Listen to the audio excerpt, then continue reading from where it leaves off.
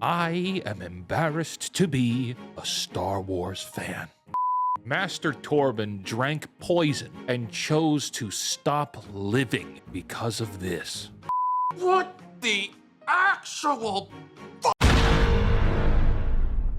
Hello, my friends, and welcome to The Pondering. I'm the real-life fake wizard. If this video brings you any value at all, I invite you to subscribe to the channel where we're making videos nearly every day. Each week of The Acolyte, I often say, I'm looking at it from the bright side, trying to find the good things about the show as a Star Wars fan. I don't think this episode has a single redeeming factor to it. This is the worst episode of the season, and that is because the show spent the last 6 weeks telling us that something awful happened with the Jedi in the past. Something terrible. So now they've set the mystery box stakes exceptionally high. We have high expectations, and the payoff to those expectations were not satisfying at all. This is the problem with mystery box storytelling. The entire premise of mystery box writing is to establish an interest in an audience and then string that along for weeks or even years. But it's so overplayed. And the audiences are very creative that either they solve the mystery before you reveal it, or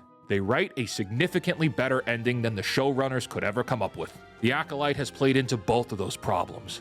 Every mystery is entirely too predictable, and every YouTuber video speculation about what could be going on is more satisfying than what the show gives us. In fact, the events of the show themselves are so empty that no one can explain what they just watched, what they just saw on screen, without speculating something is metaphorical or symbolic, which to me is boring as... And so we get to episode 7 of this wonderful show, where we find out just exactly what the Jedi did to the communist space lesbians.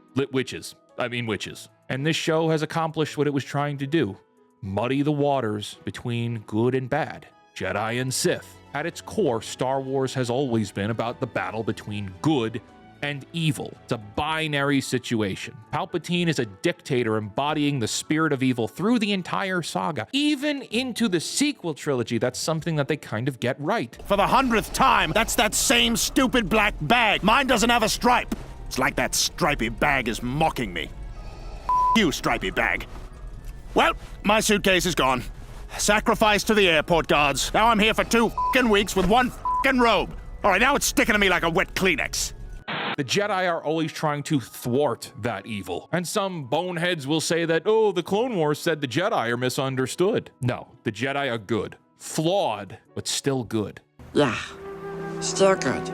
Even after consideration for the events that happened in this episode, I still believe the Jedi are good. And I'll explain why as we progress through this discussion. I want you to understand the statement that I'm about to make, because I don't say it lightly. I think this show is the worst piece of media I've ever seen. I don't say that lightly. I don't say that willy-nilly. That's a very strong statement. But I look back on everything I know and everything I've ever seen, and I can't quite find anything comparable to just how awful the writing is in The Acolyte. You compare it to things like CW's Batwoman. You compare it to things like Robin in the Hood. Even reality television shows have better writing than this. Keeping Up with the Kardashians is better than this. MILF Manor is better than this. Actually, I don't know. Hold on, time out. Everyone involved in this project should be promoted to unemployed. And if you are one of the few people who actually loves The Acolyte, don't let anybody take that from you. I am jealous of you. I am envious. You keep doing you, Sunflower, and don't let anyone take that sparkle away.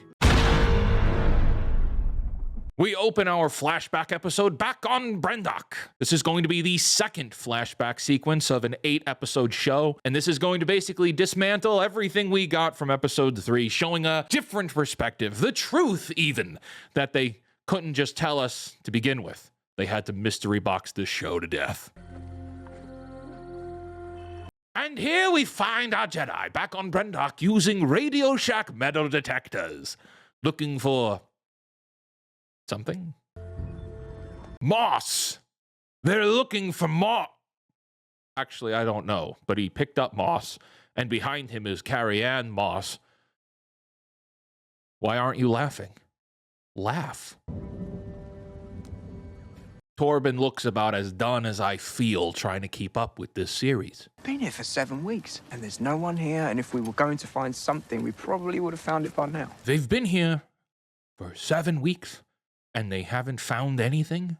The witches are hanging out in a mountain with lights on it. It's a big mountain. You kind of can't miss it. There's a lot of establishing shots in episode 3 to make us think that this mountain is big, and there's lights coming from it. 7 weeks is a long time to not find the mountain with the lights flickering on it. Because of a hyperspace disaster.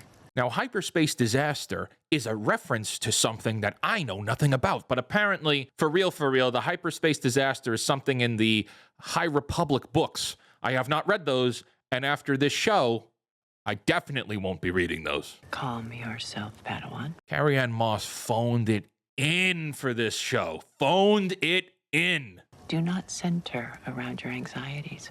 Easier said than done, Master Trinity. Poof, anxiety gone. I wish it was that simple. It ain't. I knew that what we were doing was somehow important or meaningful. So he don't know what you're even looking for, and y'all have been here for 7 weeks. Why haven't you cut him in on what's going on? We are looking for a virgins. Did he just say he's looking for virgins? Oh, virgins. A virgins. All right, I just wanted to be clear. A concentration of force energy centered around a location. A virgins could create life, like what we see on this planet. A virgins could create life. Okay. The idea of this virgins, I believe, is entirely canon destroying. I could be wrong, and if I am wrong, I'll take the big L because I'm talking from a place of not knowing. Could be uneducated, could just be my fault. But if the Jedi here know that there is virgins, force, powers, something that has the ability to create life creation force magic, then that entirely retcons the idea of Anakin being an anomaly created by the Force in The Phantom Menace. This is a nuclear bomb on canon. This is canon obliteration. They've gone Oppenheimer on the Star Wars canon with that point right there. This shouldn't be here now. Previously, I wanted to give the show credit by saying things like, well, if they're using dark side magic, they could have figured it out. Palpatine and Plagueis were trying to figure it out. Maybe they couldn't, but these witches could. Like, okay, all right, I'm trying to level with you. But now you're telling me that the Jedi of the High Republic were aware of a Virgins level force event to create life, to not only create life, but also create planet life as well. Like, that is new information that Master Yoda and Windu should have had in the prequels. So you've now, I don't want to do this anymore. I want to go home. Please make it stop. So you're telling me that this planet experienced a hyperspace accident, now has moss and plant life, and they're going to sense this all-powerful Virgins life creation using Radio Shack metal detectors. I mean, maybe you say yes. Maybe it is yes, but like, that's lame. That's stupid lame. I do not tell him answers to ease his mind.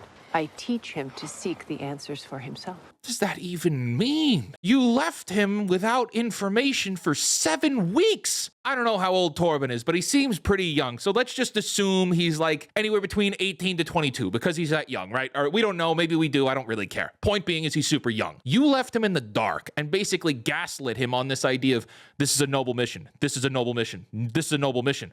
For 7 weeks, the dude is on a camping trip for 7 weeks. I would want to go home too, regardless of if I'm a Jedi or not. He has every right to be asking questions to understand what the mission is that we're on. Keeping him in the dark and then now being prouder and holier than thou, like, I'm giving him answers to seek the truth. It would, like, you're better than everybody else. This is bullshit. This is how people who think they're smart write smart people.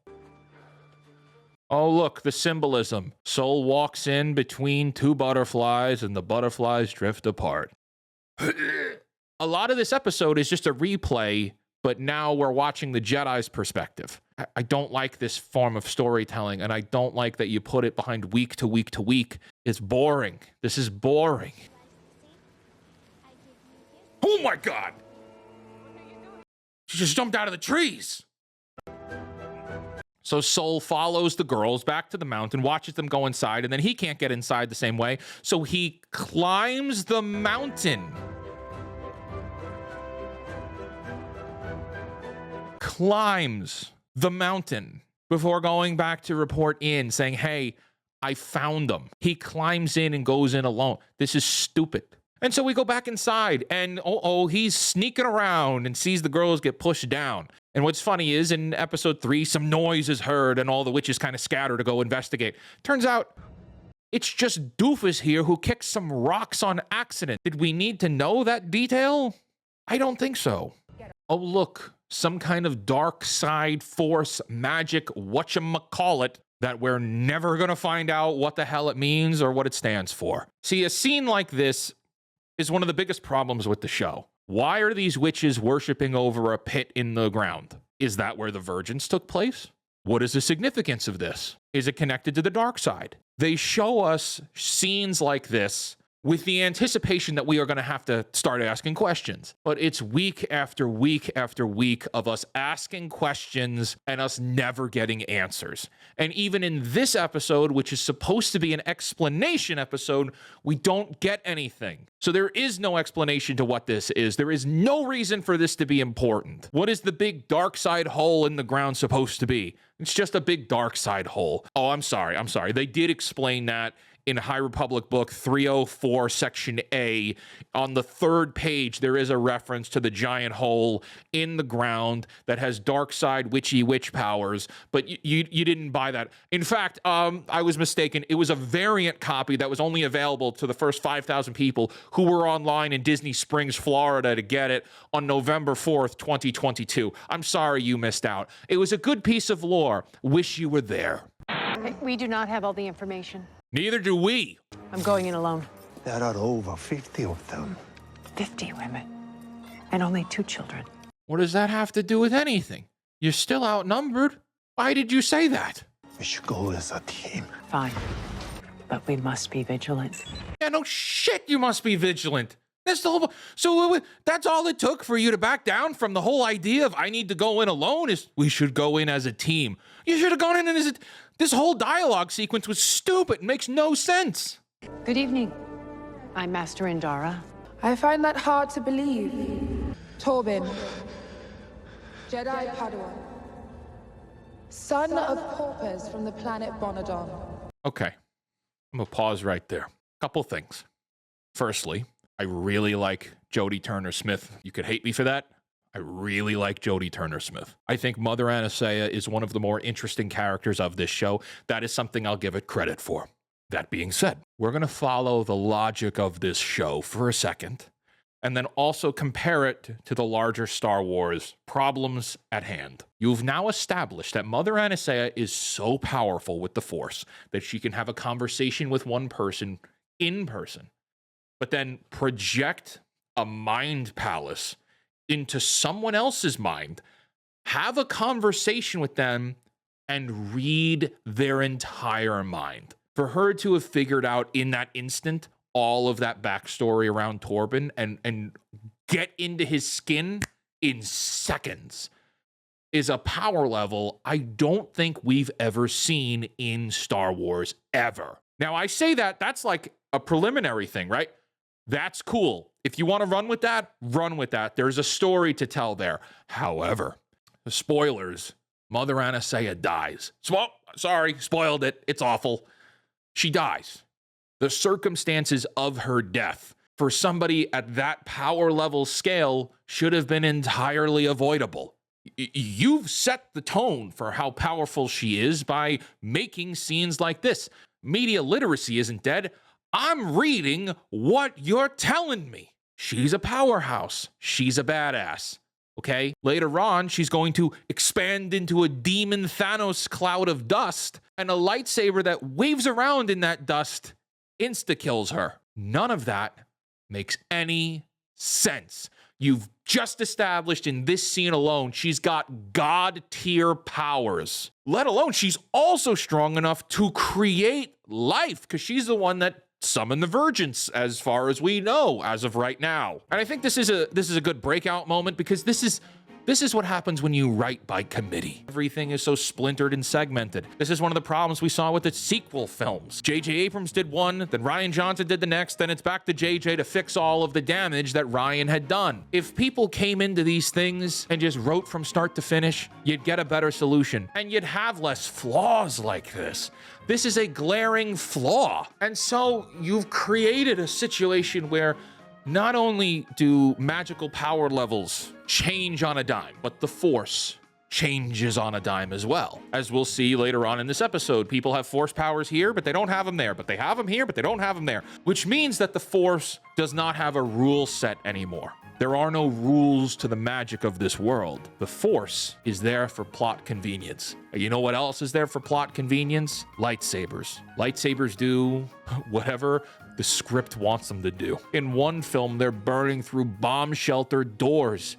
In the next, they're leaving barely a scratch with somebody getting impaled. Fast forward to this show where it's killing somebody who's turned into dust. And again, we'll discuss that scene when we get to it. But see, everybody wants to bitch and moan about, oh, well, that was Legends, or that was canon, or that is canon. And the canon that they have themselves is so ever-changing that at what point does any of this even matter? Because the details do matter. Details matter in a story like this, in a saga like this. And if you're going to establish that this world has the Force behind it, well, what are its limitations? What can it do? Oh, well, it could do whatever the writer needs or wants it to do. Well, what do lightsabers do? Well, whatever we need it to do at the time that we've decided to write ourselves into a corner. And that's just heartbreaking, because nothing matters anymore. It's all just muddy, nihilistic nonsense now. And I'm considering putting all my Star Wars collectibles in the closet. I am. This show sucks. I can help you. She is invading his mind. She is the aggressor in this situation. All they've done is walked in. The Jedi are not ready to draw their lightsabers. They're looking to just make sure the girls are safe. She's the one attacking his mind, and he is a Padawan. Ask me. I want to return to Coruscant. It's not a question, and this is some nonsense that I keep seeing online. There's a bunch of morons on Twitter that are saying, oh, well, he feels guilty because he did allow her in. He didn't ask her anything. I want to return to Coruscant is not asking her to do anything. That is just the truth. He said it 5 seconds ago at the campfire. So I don't understand how that was a breach. He's not asking her for anything. There is no offer there. It's just I want to go back to Coruscant. This whole thing is contrived bullshit.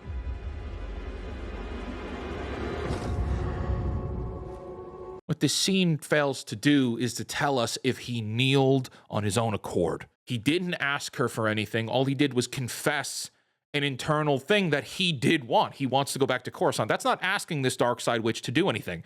And then she says kneel while placing a hand, casting some kind of a spell. All we see is his eyes black out and he falls to his knees. Did he do that on his own accord? The show doesn't tell us. They make you think that that's the case, but is that what's really going on? Torben does nothing wrong this episode.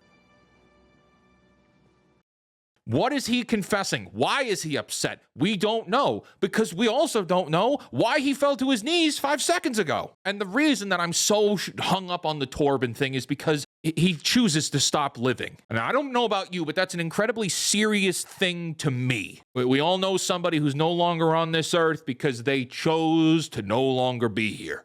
Whether you were friends with them or you're aware of them, but we all know of them. And the rate of that is increasing. It's a very serious thing here in the United States, and I'm sure it is elsewhere. So you've got a show here where basically the resolution is, and again, we're not there yet, I am jumping the gun, but the resolution will be that Torben suffered PTSD because of the events that happened on Brendok, and therefore that's enough trauma to be justified with taking his own life. Or at least that's what the show is telling us. They certainly don't explain it any better. So that's the solution that I have come to. That's the speculation that I have to come to as a viewer, because this show does such a piss poor job of explaining why this guy would be willing to unalive himself. I don't know if it's as serious for you, viewer, but it's extremely serious for me. And I hate that that is the message. I hate that that is the solution, that you have two choices in front of you, Torben. You could either confess what happened to the Jedi Council or off yourself. And he chooses to off himself. Who is this show for? Ascension means Osha and I will lead the coven. But your children, how can you become the leaders? I don't know. And the audience won't find out either. Everyone must be sacrificed to fulfill their destiny. Everyone must be sacrificed for their destiny, and you're a Jedi, and you hear some dark side Sith mumbo jumbo like that, that should set off all the red flags for the Jedi, that there's something dangerous going on here with these little girls. The coven is dangerous. The Jedi are the heroes here. Say that we have interfered too much already. Will they let us come home at least? What I don't understand is that the Jedi have been looking for this virgins for 7 weeks. They find these girls that are extremely powerful, as we'll find out in a second. There are dark side evil witches here. Why would the council say that they interfered too much? That doesn't make sense. This feels like it's turning into a Ship of Theseus situation. Every Hollywood writer that walks into Lucasfilm gets to define what the Jedi are and define what the Council is. Are they even the Jedi anymore? There is nothing of this Jedi Council that even remotely resembles anything we saw in the prequel era or anything we learned about in the original trilogy. Watch this show and then think, this leads to Luke Skywalker. I don't see it.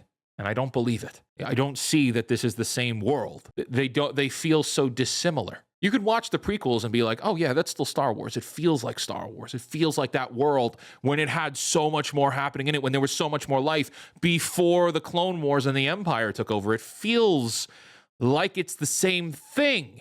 This doesn't feel like the same Star Wars, even a little bit. They are twins. No, exactly the same. This is impossible without some kind of manipulation. It's just another thing that they won't give us the full answers to, but more questions with no satisfying payoff. What the hell does any of that mean? What does the virgins actually mean? What does it take to make one? What does it take to get there? What does it matter that the girls have the exact same symbiotic relationship? What is that? What does that mean? I'll tell you what it means. It means Anakin is just not as important anymore.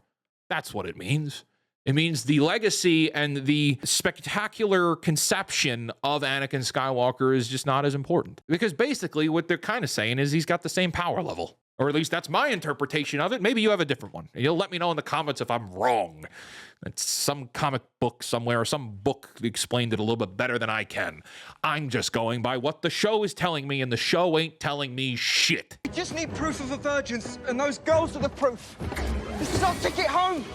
Okay, what's he gonna do? What is Homeboy actually going to do here? We get it. He's anxious to go back to Coruscant. Totally with you. He's been trapped here for 7 weeks with his asshole master not telling him what's really going on. So he's rushing off in the dark to go and get them. Okay, he's a Padawan. I'll forgive it very gently because he's jumping the gun. He doesn't know what he's doing. People have made mistakes. He's young. What's he gonna do? Capture them? Take one? They don't tell us what he's gonna do. He's just jumping on the land speeder to take off. And again, whatever he's doing here is enough to warrant taking his own life. Right, show? That's what the show says. I don't want to go. You want to stop Osha from leaving? Then stop her. The Jedi will not warn you before they attack. I don't understand this. And I don't have the words to express how I don't understand it. So I'm just going to talk through it, and maybe you can tell me in the comments. But that's because this show is shit. Mother Coral says you want to stop Osha from leaving, then stop her. Throws her down. They tussle a little bit. And then that leads to May getting so angry that she goes to Osha's room and says, I'm not letting you leave. I'll kill you. At what point should that have been said? Talk about going 0 to 100. When I say that this show has motivation problems, it's glaringly obvious. On one hand, it's like you want to stop her because she's family. You don't want to lose your family. But then on the other hand, I'll kill you. Burns down the entire mountain. Mountain burns. Stupid ass show. You may be their mother, but you are also our leader. Right now, I choose mother. You tell him, girl. The elevator's been disabled.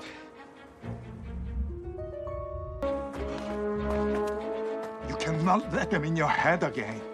Do you understand? I need you to help me get the girls. Okay. Okay? Yep. All right, so now we've definitely confirmed that Torben has been open with the fact that he was manipulated by the witches, right? Okay, cool, fine. They're gonna climb the mountain again. That's stupid. And the whole thing of Torben running off here has just been thrown away because he's no longer pursuing the lead here. Soul is in control here, so Torben's not even doing anything pressing this initiative. What the f is this show trying to say? Okay, so as of right now, let's just recap what's going on here so I could try to explain it to myself because I don't understand. The Jedi just so happened to be on location while the witches just so happen to be preparing for an attack, but the Jedi are not coming in to attack. They're there because they want to protect the girls and they don't want conflict, but the witches are preparing for war. It seems like this whole thing is just a giant miscommunication, right? And it just so happens that at the same time, May is lighting the place on fire. What I want to say is that you've got three factions doing three different things that are all happening at the same time, but Twitter is going to tell you that one of those three is an aggressor evil person, and that would be Master Soul. The Jedi are doing one thing, you've got the witches doing another, preparing for a fight, but then May, in a completely separate side story, is lighting the place on fire. These three things are happening simultaneously, but they're disconnected. They just so happen to be conveniently happening together, which, to my thought process, absolves the Jedi of a lot of blame here. This is just a giant exercise in miscommunication. I told you we cannot use violence. And I told you I would die before I let the Jedi take my children. Okay, so that's mutiny. So May said, "I'll kill you," and then started the fire and regrets it, which to me sounds like the writers saying they didn't want her to be as much of a psychopath as they've very much made her out to be. Like, oh, well, she's a misunderstood killer. Like, no. She just threatened to kill her sister and then lit the fire to do so. She's not absolved of anything. Take another step and it will be your last. It was foolish to come back here. We come with noble intentions. Hand up, not looking for a fight. You wish to know if we will allow Osha to join you, to be raised by an institution instead of a family. Spoken like the truest cult leader I've seen. The twins, where did they come from? How were they created? A good question from the Jedi to the dark side cult. It's a good question. No problem with a question like that. Help! Mama! Help! Osha! Oh, Osha? Look, it's not Amanda Stenberg. These girls are very clearly two different girls. I know they're sisters in real life, but they look nothing alike. You didn't have to have that fake out of saying the wrong name. Help me! Okay, Mother Coral's the aggressor.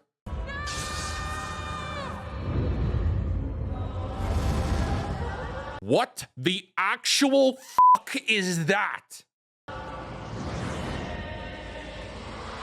She turns to fart dust, and then the little girl starts to turn to dust, which is not something that I believe we've ever seen in Star Wars before. So what is that? Explain that to me, because you don't know what it is, and I don't know what it is, and you know what? Master Soul don't know what it is either.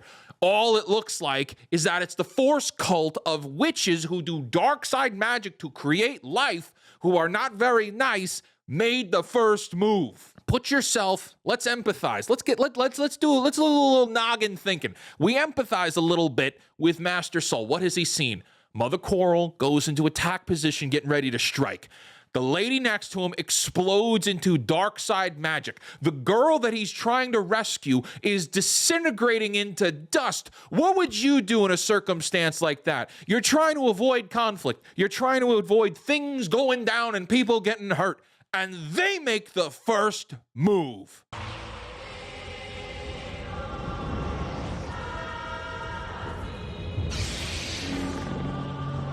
You do the sensible thing and you stab that dark side nonsense. Okay, you saw that cut. I didn't cut it. You saw that cut, and if you've seen the episode, you know I didn't cut that. We see she turns into Fart Cloud, and then miraculously, upon the air being stabbed with a lightsaber, she reanimates back into a humanoid form. You established earlier in this episode she's got god-tier powers, and she just turned into dust. How did that kill her? And why did you reanimate onto the lightsaber? You're the stupid one for doing that. None of this makes any damn sense. I was going to let Usha go. I was just playing coy and being an asshole to you when you walked in, but I was going to let her go with you. So you'll live with this guilt of killing me forever. No! Dude just dropped her, which is actually kind of funny. Like, he didn't hold her up or anything. He just dropped a thud. Mama! Which one? Me. Run! I could yell too. Fight me! He doesn't want to fight. He didn't want to do that, but she exploded into a dark side cloud of magic. And he's a Jedi. What do you do when they turn into dark side magic? You stab them with the lightsaber so they stop moving.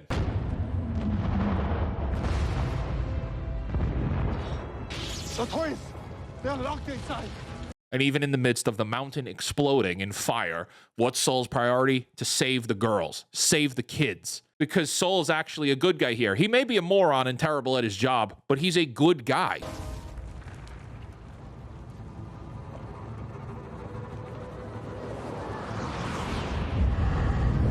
What the f***?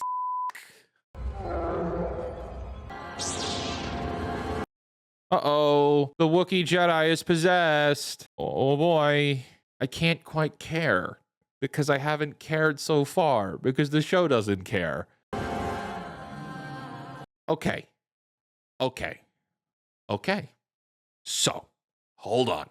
By the laws of the rules that you have established, is this the power of many? And I bring that up for a very important point. In episode 3, you showed us the power of 1. It was pointless. You showed us the power of 2. It was pointless. Then we were going to get the power of many, and it still makes no sense. I, to this day, do not understand what the power of many is or means or does. That is my biggest gripe with this show, is that they wrote a damn pop song based on the power of 2, and I don't understand what any of that means. So now you cut to a scene showing me the witches kumbayan together, waving back and forth, which I actually look like I fit in with them. I do. I look with my aesthetic, I fit in with them, which is kind of cool. So, you know, I'm part of this moment right here. However, that was a break in the action. Holy I'm sweating like crazy trying to film this thing. I'm almost 2 hours in on this recording, and I'm leaving that cut in. Now, you mean to tell me that this is some kind of dark side ritual where they're all kumbayan together? Is this not the power of many? And why is that important? Because of how easily they're going to break it in about a second and a half.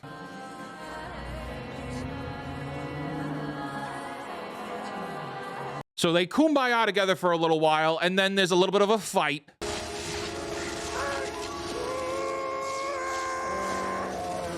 Kelnaka grabs Torben and messes him up and tries to rip his face off like in Face Off. And then we cut to where Andara finally shows up to save the two guys.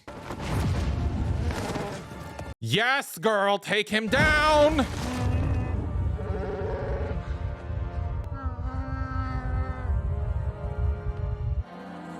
So she's doing some kind of force magic over Kelnaka. What is it? We don't know. We don't know any of this is going on right now.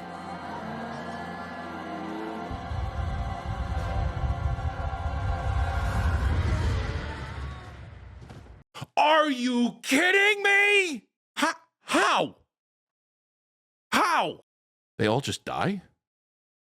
The power of many means fucking nothing. What a weak-ass power of nothing burger nonsense is this? I gotta cut away for a second, folks. I want to say I'm entirely like off script with this. I can't explain it. I've been trying to shoot this for the entire day. I watched it last night. I'm dying here, and I hope you're watching this. If you enjoy this video, smash that like button right now because I'm dying for you over here trying to get through this shit.